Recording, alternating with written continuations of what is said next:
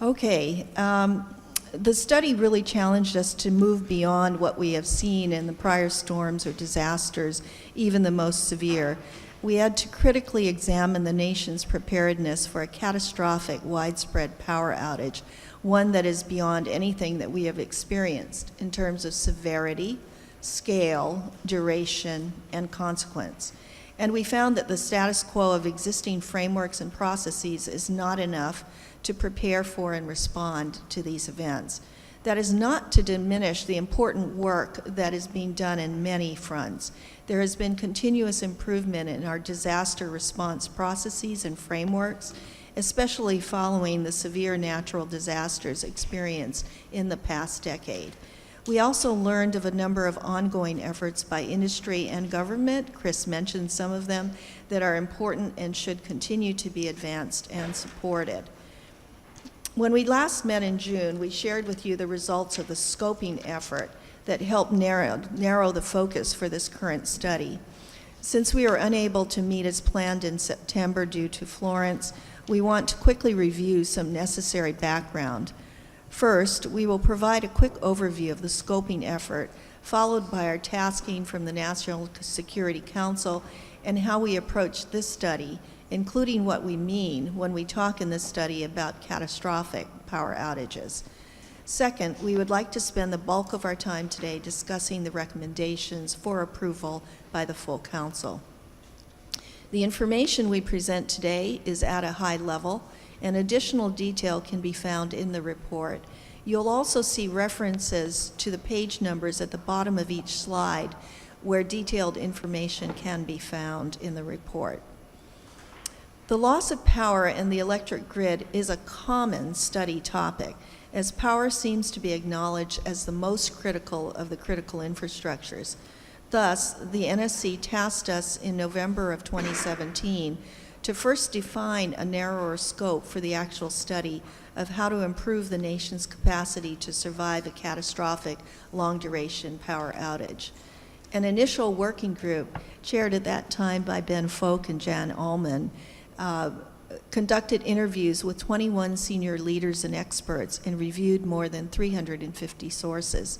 They narrowed the topic down to 8 key areas of inquiry for in-depth examination.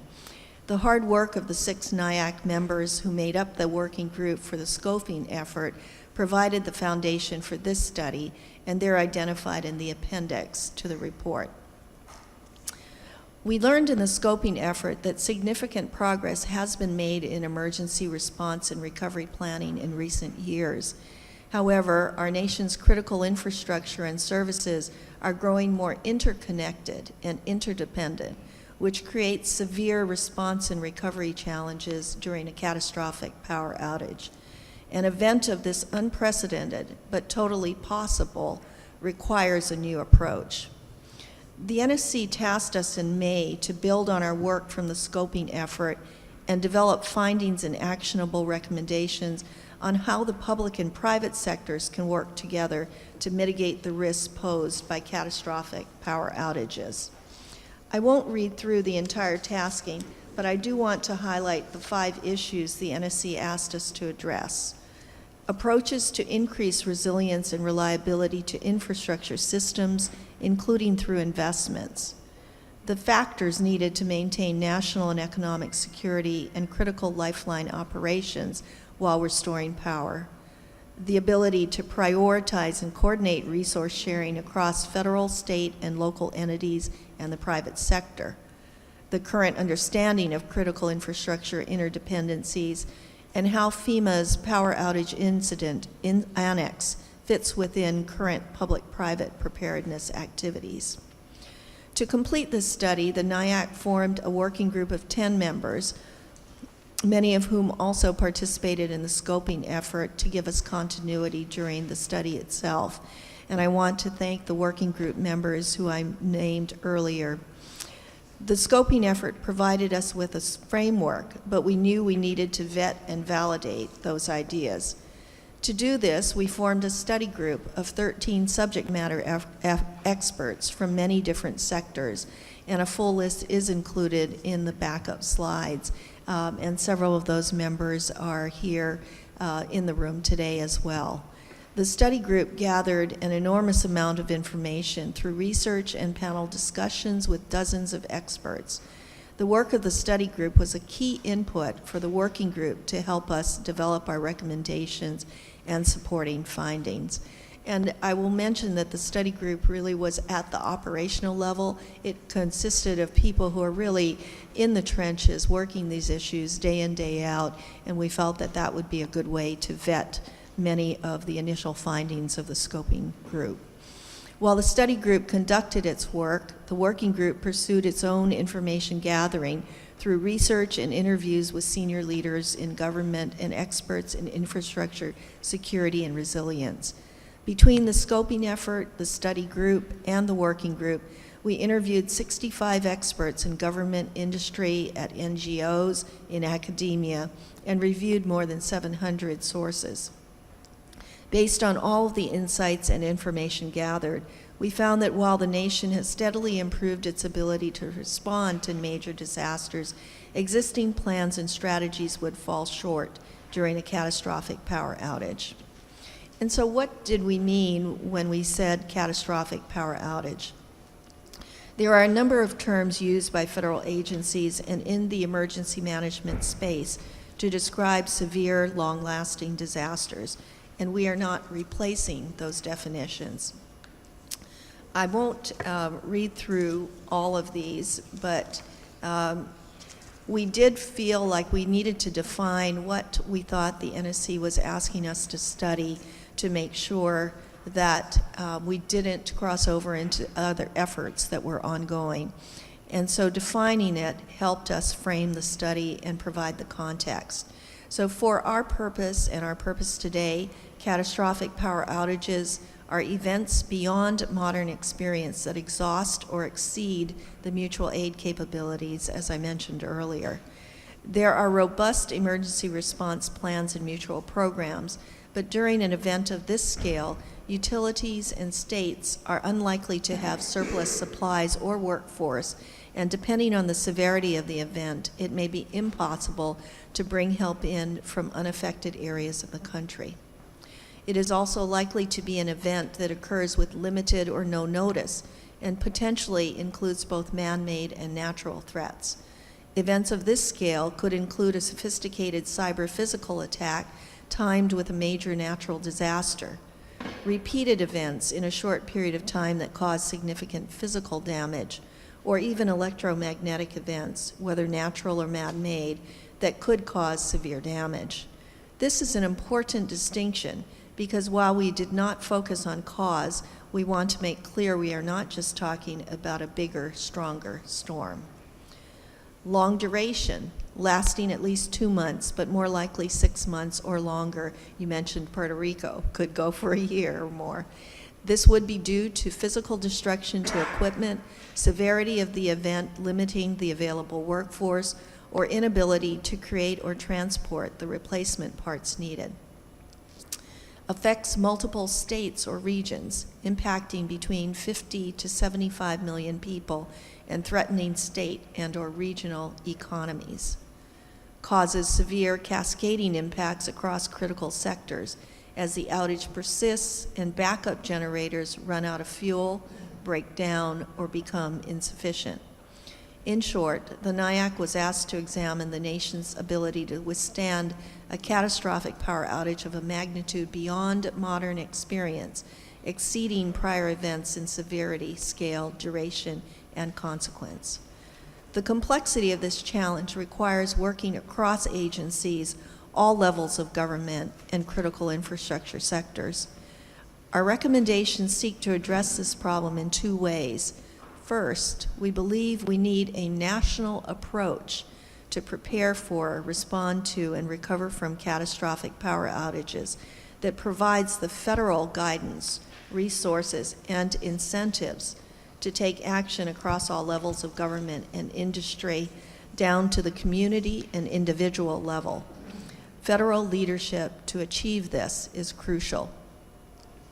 Current planning frameworks focus on sector-by-sector preparedness and response, but during an event of this scale, infrastructure and services will fail as a system. We need to take a systems approach from the federal level down to the local level to plan, design, and respond to these never-before experienced events.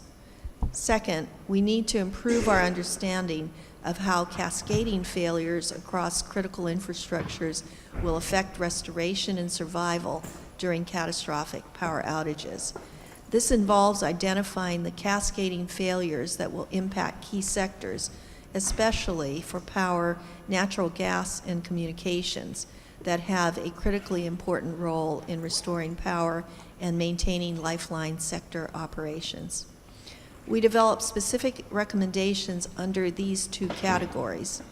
We have also identified a cabinet-level secretary to lead the implementation of each recommendation, along with a primary supporting agency or agencies and other agencies that will provide key insights and expertise.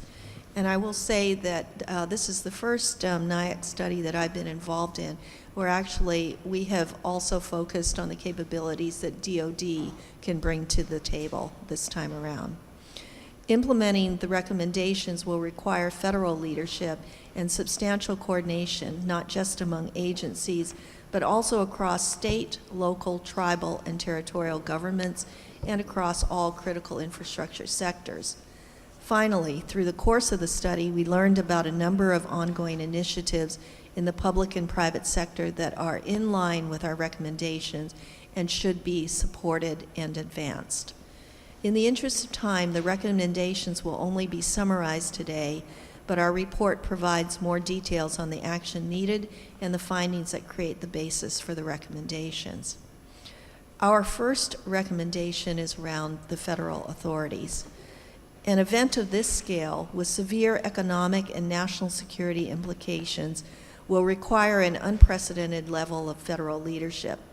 We found that existing frameworks do not identify who has the ultimate decision-making authority or clearly identify the roles and responsibilities for state, local, tribal, and territorial governments or the private sector during a widespread, multi-state, catastrophic power outage. It will likely engage the military and cause the federal government to exercise authorities that have rarely or never been used. While this is understood conceptually, it remains unclear how authorities would change, who would make decisions, and how resources would be coordinated. A first step to examine and clarify the authorities that may be exercised during catastrophic power outages. Specifically, we believe an examination of federal emergency authorities is needed to identify how these authorities could be activated, by whom, and what the implications are for the private sector, state and local responders, and ultimately how these authorities might support presidential action. As part of this process, cabinet-level officials need to be identified to lead, and there must be established processes for how they engage with the public and private sector and with state, local, tribal, and territorial governments to manage the impacts which will cascade across critical infrastructure. We understand that mission, budget, and authority are central to a federal agency's ability to take action. We recommend that catastrophic power outages be included as a high-priority mission not only for the Department of Energy and the Department of Homeland Security, but also the Department of Defense and key offices and agencies within them. Finally, private sector expertise will be crucial for identifying issues and to respond more quickly to what will likely be no-notice or limited-notice events. We recommend enhancing critical infrastructure participation at the National Infrastructure Coordinating Center and the National Cybersecurity and Communications Integration Sector, the NIC and the NCIC. We recommend that private sector representatives be on site full-time to better understand center operations and provide industry perspective and insights.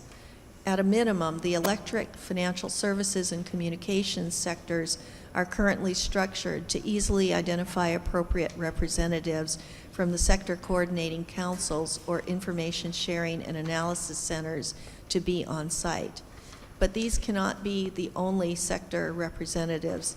Other critical lifeline sectors such as oil and natural gas, water and wastewater systems, and transportation systems need to work with DHS to determine the appropriate representatives and level of engagement at the NIC and the NCIC. Given the cross-sector requirements of this recommendation, we believe that the Secretary of Homeland Security is best positioned to lead, but DOE and DOD will have important roles in supporting this effort. Finally, there are two ongoing initiatives that align with this recommendation.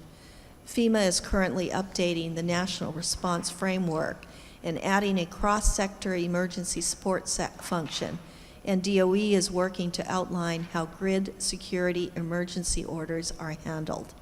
These initiatives should be continued and supported. And now for our next recommendation, I'll turn this over to Ben Folk, who co-chaired the scoping effort. Ben? Thank you, Connie. Thanks for the building infrastructure and community resilience for this type of catastrophic event is a challenge because there's no common understanding of what we need to be prepared to withstand. Yeah, I had it on. Is it back on? Okay. Keep me posted. And potential consequences that we must mitigate. There's no common agreement on the level of redundancy or resilience that is needed for electric systems. There's also no common understanding of how long other sectors, water and wastewater treatments, hospitals, and communication service providers are prepared to go without power, communications, or other critical services. Federal design basis and design standards and criteria can guide planning and mitigation efforts, serve as a basis to develop appropriate incentives and investments, and provide the framework needed for investments to be made over time. The design basis should take into account the cross-sector implications and cascading service failures of a catastrophic power outage. We also need to better understand the financial implications of a catastrophic power outage and how economic risks need to be factored in.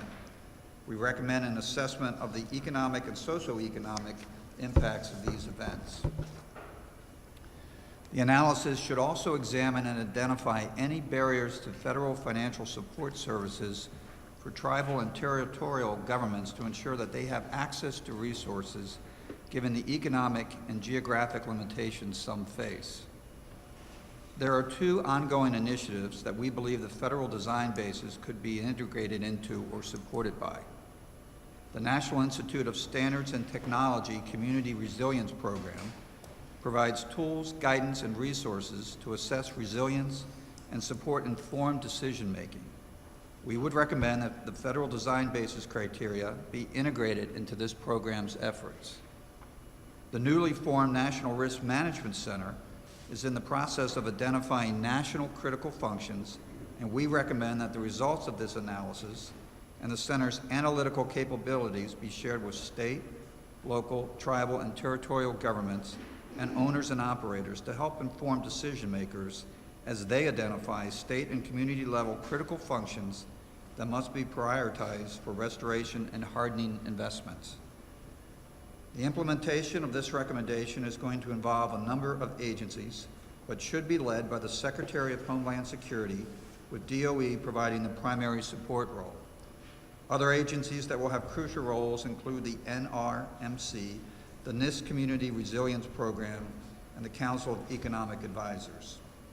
So Bev Scott will be presenting our next recommendation. Bev? Ben, thank you very much. I'm going to speak to the recommendation regarding community enclaves. While the NIAC focuses specifically on infrastructure, this study has made us very keenly aware that resilient communities and the American people are the cornerstone of infrastructure recovery. The reality is that any event that requires a mass evacuation of people will use up critical resources, likely overwhelm transportation pathways, and seriously impact the available workforce for recovery. It is also quite likely that a catastrophic power outage affecting tens of millions of people may mean that evacuation is impossible. And if an event stretches into weeks or months, many will want or need to return to their homes. The practical reality of all of this is that we need to place specific emphasis on helping to make it possible for people to shelter in place. This will require a massive cultural shift to build resilience at the individual and community level. But really, it is not anything that's that new for the American people. And I date myself, although, and it really is the next generation from what Mark was talking about earlier, because back when I grew up in inner city Cleveland, Ohio, we had National Prepared. My mama was down there changing water and tuna fish cans and all of that. And that was the hunker down, okay? But now we go into the next generation, which is the bounce back, okay? And that's really, so the American people have done this, okay?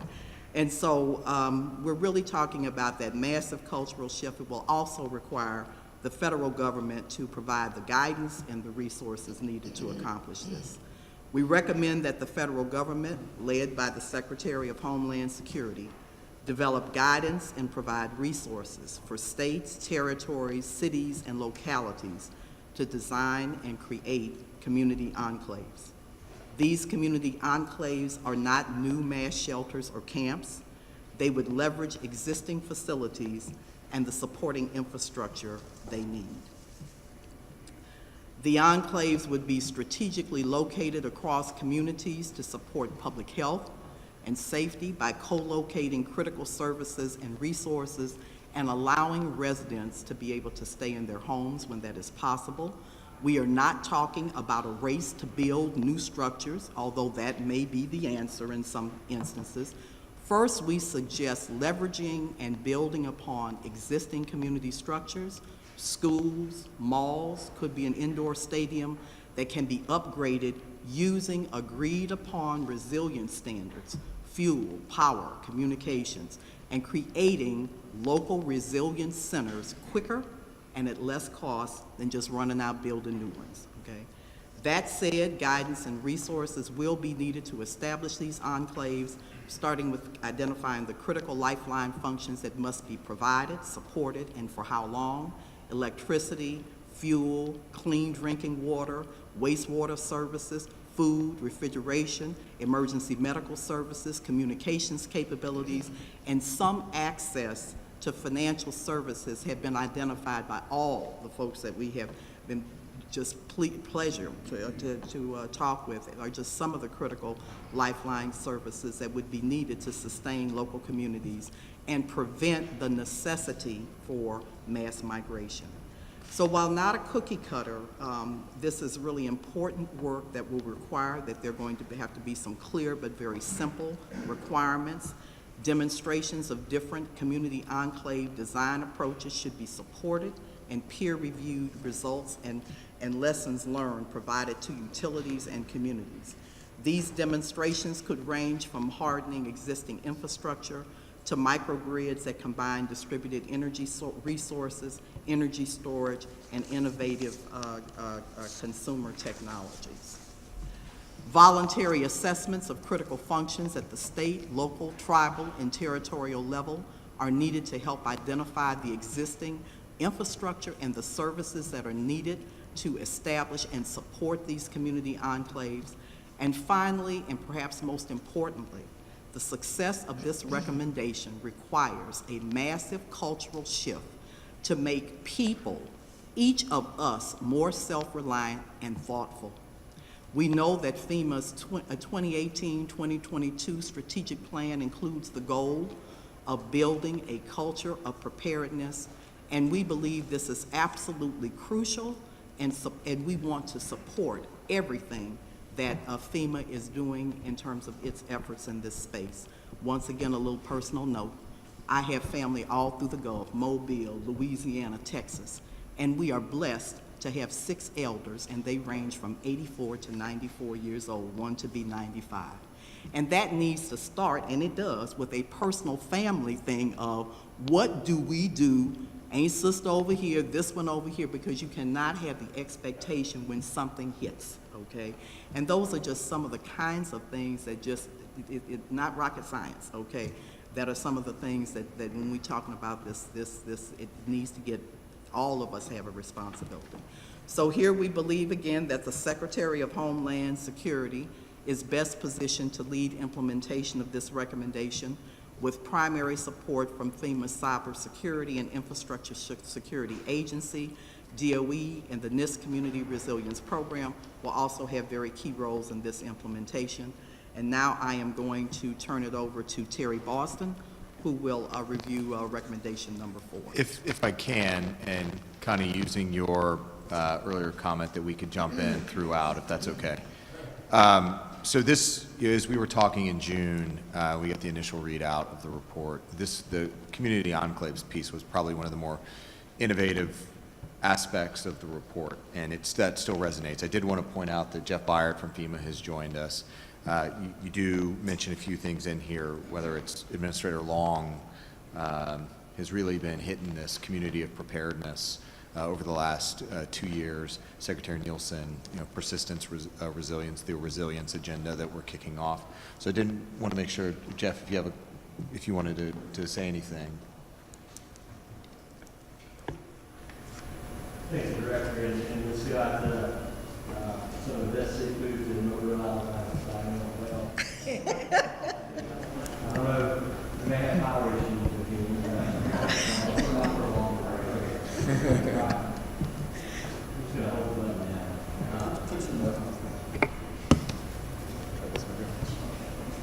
Hello. All right. No, just touch on a few things. I appreciate that, Director. I'm very happy to hear lifelines throughout the whole, recommendations. 2 points I would point out as I was interviewed, from the emergency management standpoint, and there'll be some talk about Emergency Support Function 14 in the NRF National Response Framework that we definitely partnered with CISA on. But power is everything in our business in emergency management. 90% of our problems can be solved rapidly with power restorations. I will point out several references to Puerto Rico and a long-term power outage there. I was down earlier this week. It was 85 degrees and sunny. I don't know why I didn't stay down the rest of the week, but it's apparent across all the critical sectors, and this is it is what it is, but the majority of the issues are lack of maintenance. So anything that we build, anything that we look at, I would ask that maintenance be on the forefront of what we do when we do that. Also, not too comforting, but we talk about preparedness, citizens' preparedness.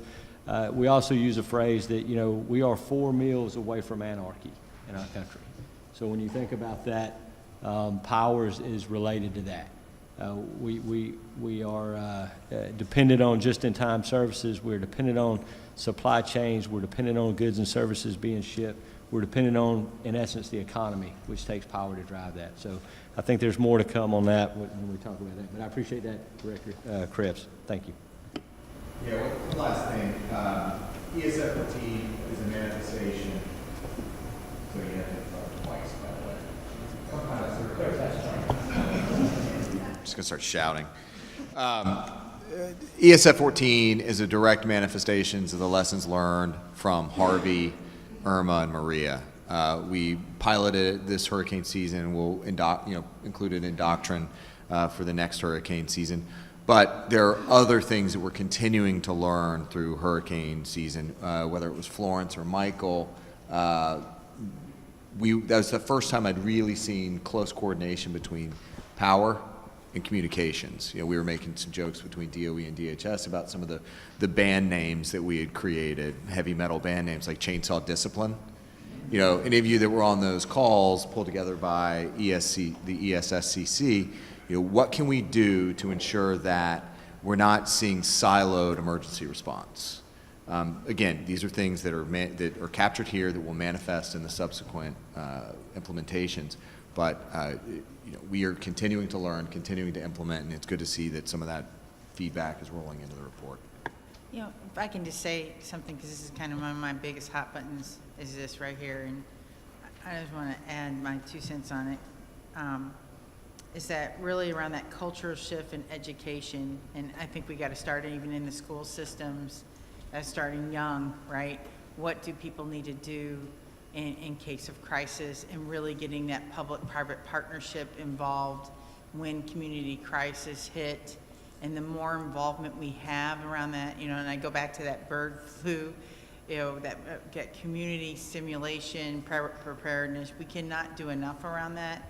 And the more we prepare early, and in case it never happens, it's great, but if it does happen, the communities are prepared. And the faster people are prepared, the faster they're more resilient, you know, and self-reliant, it helps us all get up and moving faster. So, and that's what we saw in Puerto Rico even, in that analysis, communities that were active and were more able to do that themselves versus waiting for help for someone to go help them. So I just really want to pound on that. We need to figure out how to get that education out there, because we do not do that at all today. And we really need to start that education process. Am I on? Okay. I usually project so much that it's not. But the other thing is, when you talk about how do I feel as a person, as a public, in terms of confidence, when I feel that I'm engaged and I know what I'm doing, I mean, and I'm doing something other than just hunkering down, okay, then I'm on, okay? And so I think in terms of that, you know, you can't stop the, there's only so much you can do. Mother Nature's gonna do what Mother Nature's gonna do, whatever. But just that even attitudinally, okay, when you get people engaged and they're working on it, that's when you got it really going. So I just think some of that you can't necessarily quantify it all, but everybody knows what I'm talking about, and that's a good thing. Just two very quick points on that, and I agree. This is a very important point, but it's not the number one. Is there's been a good emphasis, especially this year, to say that the first responders, but not firefighters, police, search and rescue, et cetera, the first responders are your neighbors that are coming to help. And secondly, this doesn't exist in certain places already, and kudos to Anchorage, Alaska. So 2 weeks ago, they had an earthquake, but that was informed by their 1960 earthquake. They created the building codes, they enforced them, they made hard decisions, they taught the people, they practiced this stuff. So I think I've seen the video of the school that was up there with the kids just instantly went over the desk, everything was good, nobody was panicked, it was fine. Teacher stuck their head up, said, all right, we're good to go, let's go on outside. And stuff was back up and running in hours and days, rather than weeks and months. So that's the model we want. And kudos to that, and let's replicate that as well. To build on this, the Brits say they're 4 days, instead of 4 days, they're 3 days away from anarchy. Aussies have 10 days of food and water supply in every home, so there are lots of things we can learn international. But I'm talking today about the incentives that we need. Next slide, please. To Chris's point about bringing Brian on board, at the NERC board meetings, we would call this a low-frequency, high-impact event with scary consequences in terms of Lifeline. To Mark's point in his opening, this is Puerto Rico with 50 million people in the dark, and the August 14, 2003 blackout had 60 million in the dark, but it was a 3-day event and not months in this regard. So think Puerto Rico, that scale and duration, but 50 to 60 million people in the dark. There are incentives that are needed to help the state, local, tribal, and territorial governments and the utilities in terms of cost recovery to make the investments that are needed to prepare for this kind of extreme event. The national design basis that we've talked about, Connie talked about, could be the yardstick that we measure against to see what investment funds are necessary. Not all investments are in financial terms. We have worked quite a bit in public-private partnerships to increase the number of drills that we've done, including non-governmental organizations. Those things are high impact, relatively low cost to put into place. Our recommendation includes incentives that we believe are particularly important to the electric sector and others to helpfully collaborate between the sectors at all levels of government as well. Cost recovery is a big deal in our business. So we will talk some about how to do that. Tax credits are another incentive that have worked well in terms of the government setting direction. Mitigation funding, we actually approved $3.2 billion after Superstorm Sandy within a few weeks. Wouldn't it have been nice if we had hardened the grid before Superstorm Sandy? So mitigation funding, matching grants where hardening takes place, and I don't disagree. I'm on the TAC committee for Puerto Rico. Obviously, maintenance and design criteria makes a whole lot of difference. Another area is engaging the insurance industry in this and discuss potential rate structures that value the investment. I was surprised. I met with Lloyd's of London, and they're willing to insure a geomagnetic storm. So we need to be thinking about how we can cover this with insurance. We believe the Secretary of Treasury should be the primary support for this this recommendation. Obviously, Pat, DOE, and other sector specific agencies should lead the effort as well. FERC has to be involved if we're going to take action and get investments that we need. Other federal agencies may play a very important role as well. I would like to kind of pause here and continue the discussion, especially from the work group members and the council, on things that we need to do before we move on to talk about cross-sector interdependencies. And we have seen water, communication, and power in every event I've worked is the important cross-sector interdependency. So. Actually, there's a great bridge between the last recommendation and this recommendation. It just so happens this is the perfect day to be talking about it. The President signed an executive order yesterday relating to opportunity zones, which were created by the tax cut last year. We had a couple of very large events on this yesterday. So for those that don't know, there are about 8,000 specifically designated census tracts that are called opportunity zones. And the opportunity there is through an established fund, private sector capital that is invested in these zones for a variety of purposes can be tax deferred for a period of 5 years to 10 years. 10 years provides the maximum level of tax deferment here. And this is actually just being implemented. Treasury is just releasing some of the rules and regulations around this now. But when you look at a long-term, a 10-year type of investment, that is perfect for attracting infrastructure development and infrastructure investment. So whether it is within our power sector, or whether it's within some of those interdependent sectors, and crossing into these somewhat underserved communities that need to develop that culture of preparedness more so than we have today, this is a great opportunity. And it, again, leverages our non-governmental organizations.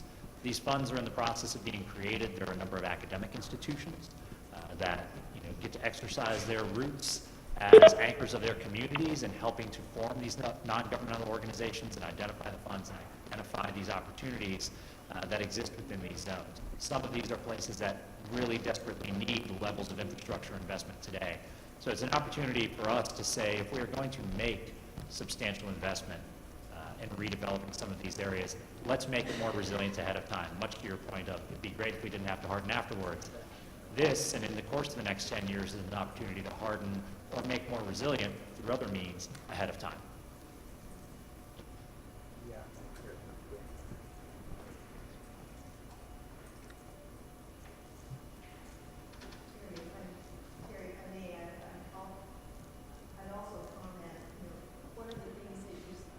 One of the things that you see in this recommendation is that portfolio of incentives, because, Mark, as you mentioned earlier, the incentives for regulated industries might be different. It might be cost recovery, but then for competitive industries, it might be like you're talking about these tax breaks or opportunity zones. And so that's one of the things that I think we really discussed a lot, that the federal government really was going to have to look and work with each of the sector-specific agencies to see what's the right incentive for all of the different sectors to be able to play and come to the table. So thank you for that. That's a great move forward already.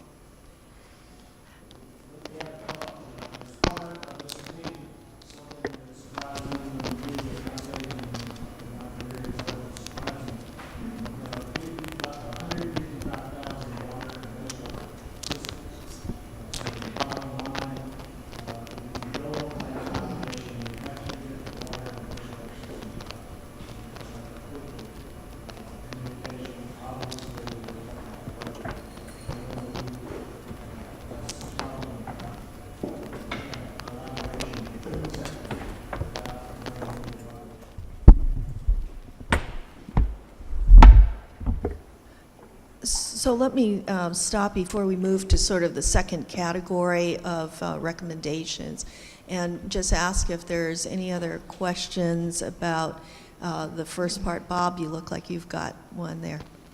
Yeah, when I think about incentives in these structures, you have sort of question metrics to some degree, the ability to prove review demonstrates demonstrably you do all look and see in terms of metrics and compare high incentives to some demonstration. I can give you a example on the Florida Peninsula. You may know we have some hurricanes down that way, and you take Hurricane Hugo, it took 28 days to respond and recover. We changed the design criteria. The Public Service Commission and FERC allowed cost recovery of hardening the grid, and I think it was 7 days on the last hurricane and yes, we moved, as Connie said, 60,000 electrical workers into that area very quickly, but the bottom line is design criteria and hardening matters.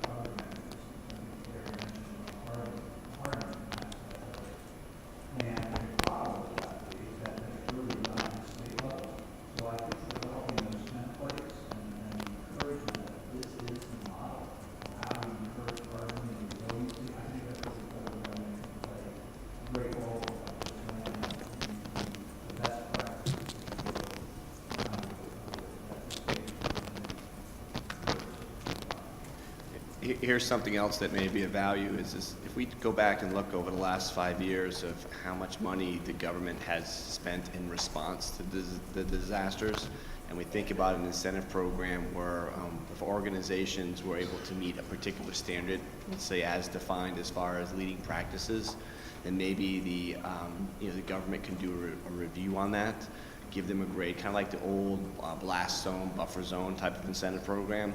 We could probably look at the numbers and almost somewhat self-justify the fact of the incentive program to help reduce the numbers of cost spent if organizations were able to get to a certain level. Jeff, are you guys looking at the ROI on assistance? The ROI on public assistance versus the mitigation grants up front. We are several things that very interested in Rich, what you just said. I think there's a look into that, and then for the co-ops and others that are eligible after the fact under the Stafford Act, we're really pushing fixed cost estimate grants that we can get out quicker than traditional methods, which I think lines up very well with what the documentation and how the cooperatives can do that. So several things, but we would encourage and support any change. As you know, the FEMA grants, as most of ours are public sector, which limits us to a wide range of customers. I like what Director Krebs says, a customer-based organization, and ours a lot of private as well. So, we would encourage and look into any recommendations that would allow us to help strengthen in anything we can do on the front end. I believe it's, $1 spent on the front end saves us $7 on the back end, so, and that's across the board. Director, I don't know if that answered your question specifically.